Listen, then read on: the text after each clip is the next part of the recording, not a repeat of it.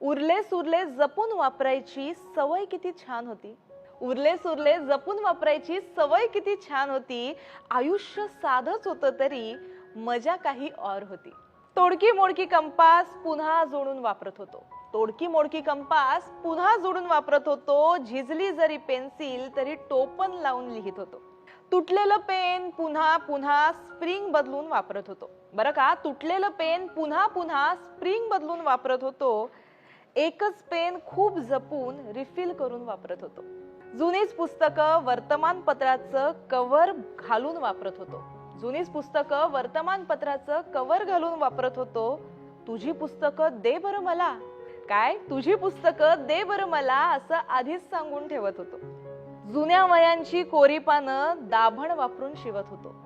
जुन्या वयांची कोरी पानं दाभण वापरून शिवत होतो. जुन्यातूनच नाविन्याचा आनंद आम्ही घेत होतो. सायकलच्या जुन्या टायरचे गाडे आम्ही चालवत होतो. बरं का, सायकलच्या जुन्या टायरचे गाडे आम्ही चालवत होतो. तोल कसा सांभाळावा ते बेमालूमपणे शिकत होतो. फुटलेल्या फटाक्यांची दारू गोळा करत होतो.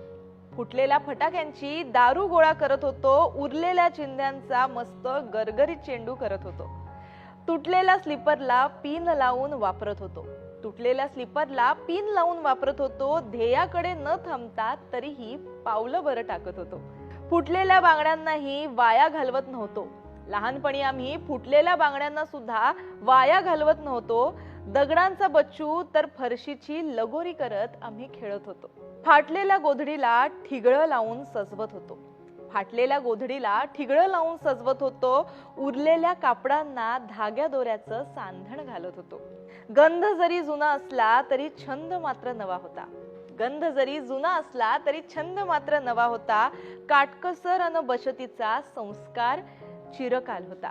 बरं का, काटकसर आणि बचतीचा संस्कार चिरकाल होता. वापरा आणि फेकून द्याचा हल्ली जमाना आलाय. वापरा आणि फेकून द्याचा हल्ली जमाना आलाय. किंमत नाही वस्तूंची म्हणून नव्याचा कचरा झालाय. सुई धागा हरवला नाही पण तो हल्ली कोणी घेत नाही. सुई धागा हरवला नाही पण तो हल्ली कोणी घेतच नाही. फाटलेली नाती आणि वस्तू खरं तर कोणीच शिवत नाही. फाटलेली नाती आणि वस्तू खरं तर कोणीच शिवत नाही. तर ही कविता आपल्यापर्यंत आली आहे ठाण्यावरून. चंदना कैलास उतेकर यांनी ही कविता लिहिलेली आहे. स्वरचित अशी ही त्यांची कविता आहे.